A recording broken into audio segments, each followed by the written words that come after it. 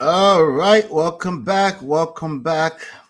After 52 years, they finally revealed the secret. Well, he finally revealed the secret. Imagine you've been married for over 50 years. Yes, half a century and counting. That's longer than some of you watching this. um, Longer than me myself. Well, I've got the scoop. The Gen Z is like, we don't care. We don't care. 52 years. Sorry, Gen Z. All of us are Gen Zs these days. Now, many of you might not know this. I also take on consulting gigs in healthcare, and I travel quite a bit across the United States and Canada. For example, I'm in the middle of nowhere in Tennessee as we speak. That's why you see me in hotel rooms.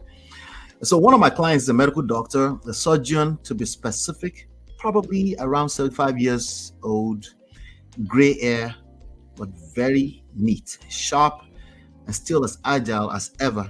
Now, let me tell you how it went. It was actually last night. So I'm seated in the physician's lounge, if you know what I mean. Some of you are professionals in healthcare, so you know what I mean. It's coffee, tea, everything there. I'm sitting there with my laptop, just minding my business, and and then this guy walked in. And so I was like, I just casually threw a question at him, and I do that all the time, by the way. But actually, just a few days ago, I overheard someone mention that he's been married for over 50 years. 50 years. So, of course, at that point, my radar went off, and I think it was rushing into an OR room at that time. So, today, everyone's got an opinion on relationship. Even people, the loudest people with the loudest opinions on the internet are people that are not necessarily proud of their relationship status. How do I know? Because sometimes I would just ask them outrightly. I would just like, can you give me some context? Like, what's your status? They're like, well, why does that matter? Does it matter? Can I have an opinion? I'm like, okay, drink water. Drink water. I just wanted to have some context to see where the advice is coming from. Please help me hit the like button. Help me hit the like button. But anyway, back to the story. So, um, you've seen those kind of advices everywhere, very random theories everywhere. So I leaned in and I asked him, I said, in one word, sir, what's the secret to being married for over 50 years? He didn't even hesitate. And his answer was, I don't know. I was like, I know what you're thinking. You don't know. 50 years. So I asked him, same thing. What do you mean you don't know? You've been married for 52 years. He said, yeah, I think so. But you could tell that it's just been, it's been banterful. But as soon as he said it, I understood what he meant. And that's the wisdom that comes with age, longevity, long-term healthy relationship. And part of that wisdom is realizing that you don't have all the answers. You don't. The older you get, the more you realize how little you know. In fact, the way I always say this is that the older I get, the more I realize I don't know shit. But of course, Gen Z disagrees because they have all the books. But anyway, just leave Gen Z alone. Let's just focus here. Okay, let's focus. So his three-word answer was about humility. It wasn't just humble, it was full of meaning. There was a lot of it was a pregnant statement when he said, I don't know. And also it was also based on the facial expression. It was being banterful, it was laughing. But he didn't just stop there. If you've ever interacted with older folks, he's just taking his time. That's another thing with older folks. They take their time. The rest of us were in a rush. We want to fix it now. You want to do basketballs now. You want to respond to what he said now by force. Anyway, so he said we try to get along. Now, I know it sounds simple, almost too simple, right? You know, but let's be real. How many people actually try to get along these days? I'm asking. You can answer me in the chat if you want to in the comment section. How many people do you know that actually make some effort to try to get along? I mean, we just covered that guy's story. If that person was trying to get along, would they call their own wife a pig just because she needs to lose weight? Just think about that, right? So, getting along, the idea of trying to get along, believe it or not, Prestige family, it's a skill. Oh, it's a skill. I know it sounds simple right now, or wait until you are inside of it, in case you're not inside of it yet. This whole thing is about compromise. Hold on one second. This whole thing is about compromise, of course. But what does compromise mean? Does that mean she should just do it and understand this is marriage? No, of course not. It's about patience. It's about learning to navigate life together and doing it without getting stuck on the small stuff. I can't tell you how many small petty stupid stuff is getting people to divorce court. I know I'm the one having these conversations on a daily basis. Like petty stupid stuff. You have grown men and of course women, but I have to say grown men because it's just worse when the leader is completely get caught up in a mess, small petty stupid stuff, right? But anyway, he shared some more gems with me though. He said men must work 7 days a week, 8 to 12 hours a day. Now let me clarify this because I know somebody is probably going to be looking at me side eye. Wait, working 12 days a week? It's not saying you should be a alcoholic.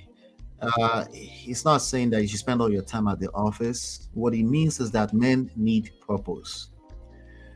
And I've personally seen that it takes a while when I start digging through what the root causes are. It's usually because a man lacks purpose, Because a man who is on purpose, they really have no time for petty, stupid stuff. They don't. They don't. I was watching a video on TikTok just yesterday. The guy did a video on. I actually joined his platform quite a bit. I'm having a conversation with him, but I did drag them with the when I do.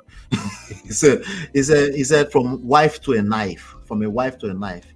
If you were ever a wife, you could never become a knife. The only way that's possible is because of an incompetent man. Let me just put that there and leave it alone. But we can have more conversations around that as time goes on. But anyway, a man need purpose. You need to stay productive as a man. You need a man that is productive, a man that is busy. When you are saying I need quality time, it's actually a good thing. Okay, it's a good place to start from. At least that person is just not just under your skin all the time. Anyway, it depends. There's also a lot of dependencies in that concept. So let's not get too far into that.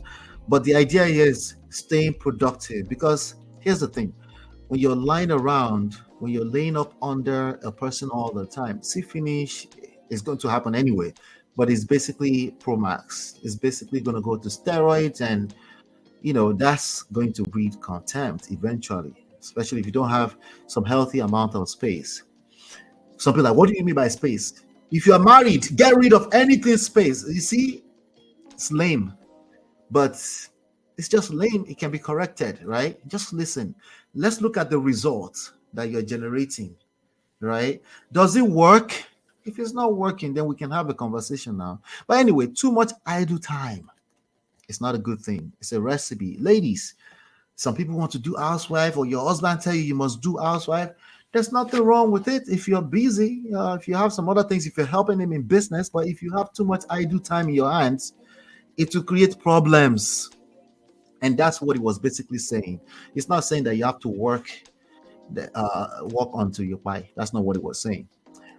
But here's where things really got interesting. He went on to tell me, he tells me that his wife is a federal judge, a retired federal judge. I don't know about you, but that's a whole different level of respect right there. And then he says something that might just blow your mind. He says she keeps everything she makes. 52 years of marriage. That's right. She keeps everything she makes. And no, I didn't have to ask him about the 50-50, because he just told me, right? What do we have with the Gen Z men today? They're asking for 50-50. What happens with the Gen Z women? The Gen Z women say, there's nothing wrong with that. I can take care of myself. Feminist for life. Anyway, she's got her own earnings. He's got his, and they make it work. Prestige family. Listen, I'm just trying to get you to see a wholesome picture of what it looks like when you have a healthy relationship, because sometimes we get lost in the sauce of the stupid books we are reading. Listen, I've written 5 of them, so I'm not against books, but let's be calming down when we're reading these books. Okay, a lot of this stuff that you get inside of these books, what happens is that you end up with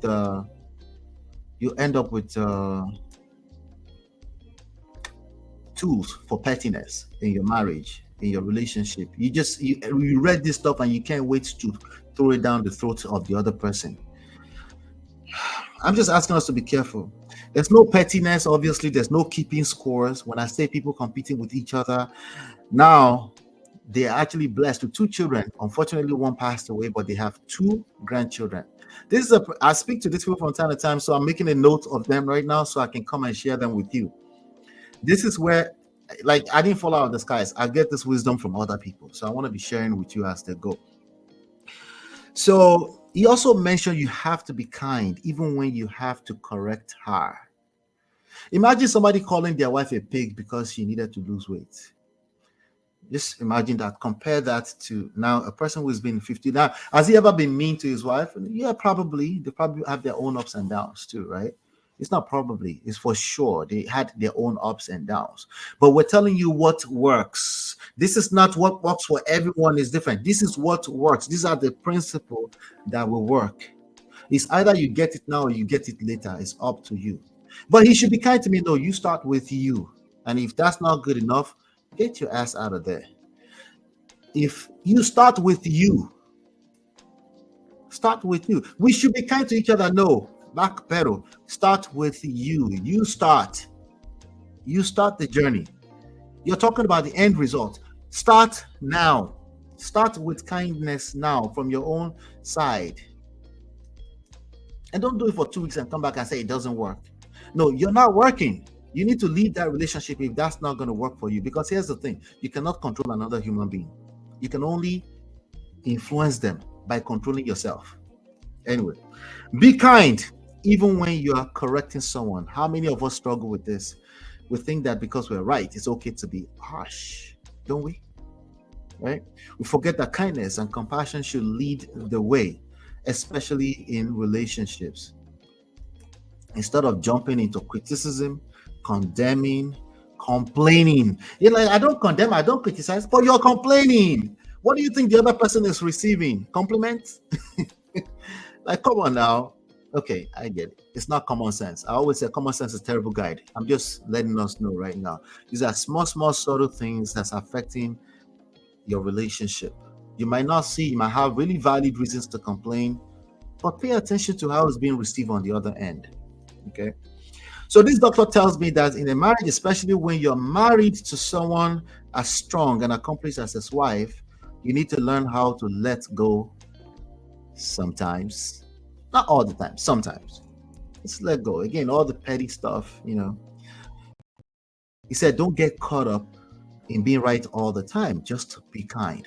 It's not always about winning the argument or proving a point. Sometimes you have to swallow your pride even when you know you're right, and choose kindness over ego. You know what? As a man, especially if you know this, it multiplies, especially as a man. Women, it multiplies too, but it can only go so far. If you have an incompetent man, you can only go so far. Okay, he will drain the shit out of you if you don't move your butt. At least shift so you can know that you're not just going to sit down there forever. Okay. So, and then he gave me one more piece of advice that I want to share with all y'all. He said, don't get obsessed with keeping up with the Joneses. In other words, stop comparing your marriage to everyone else's. You see, this is where there's a conflict. But Ola, you said there's a principle, but you also said don't compare to other people. I'm going to give you the homework. You find the balance. Okay. You find the balance. Okay. So whether it's finances, lifestyle, or even how often you take vacations, don't let other people's situation dictate the happiness of your own relationship. When we say other people, we're almost saying even your partner. When you start comparing, you're setting yourself up for disappointment. Okay. Because the other person might just be in the middle of a process, or the other couple you're looking at You have no idea what their stories are. I did a video on TikTok. Go check it out. You have a bunch of men comparing their own marriage to Chinese and Indian marriages, and they wonder why their wife is not responding. Because you're comparing, you're shaming. Shaming doesn't work. It cannot work. No. It has not worked. Forget that it doesn't. It has not worked. Obviously, it hasn't worked.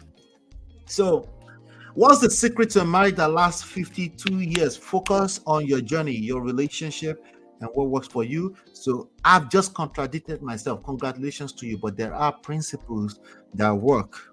Okay, so you have people say nothing works for everybody, but they go ahead and give you their own formula. You need to pay attention to that. There are actual formulas that work. Okay, so according to my clients, there's actually 4 things: humility, kindness, letting go of your ego, and learning how to simply get along. It's not really a complicated formula, but nonetheless, there's something there you can hold on to. There's no magic solutions, just genuine, down-to-earth principle that, if followed, can make any relationship thrive. Here's what makes it complex: your own personal emotions. Managing your own personal emotions. That can make it very complicated. But at the end of the day, these are very simple concepts, but they're not easy. They're easier said than done. So, what do you think? What do you think is the most important quality for a lasting relationship? All right. As always, I'm going to join you guys in the chats. Join you guys in the comment sections later on, and then we can continue the conversation. But let me see this. Mario says disrupting doctors doing their job for research purposes. That's what we do. We literally do that, literally. And they don't always like that, by the way. Why get along? We can get separate houses. Wahala. There's a creator I like you to watch. Married 10 years. She reviews shows and talks to women. She will challenge many beliefs, and I think you'll learn new things. All right. Let's see. People will grow better in love than in criticism. Mr. Pig. If your wife is a pig, what does that make you? Wahala. Ashabi Bakare. Shout out to you. Says communication. Hit the like button. Join the conversation. Join the conversation in the comment section later on. Hit the like button. Share, subscribe, turn up your notifications. I'll be right back. Hey Prestige fam, show some love to the video. Hit like, subscribe, and share. Are you in Europe, America, and struggling in your relationship? From argument to abuse and trust issues, we are here to help. Lola and I founded Prestige Marriage Academy to transform your story. With 20 years of friendship, 17 years of marriage, experience with navigating the ups and downs of marriage, and personalized coaching, includes 24/7 support. Ignorance is expensive. WhatsApp us at +1 732 305 8577 to book a free discovery session today and take charge now. Don't wing it. Join us in creating the love life you deserve.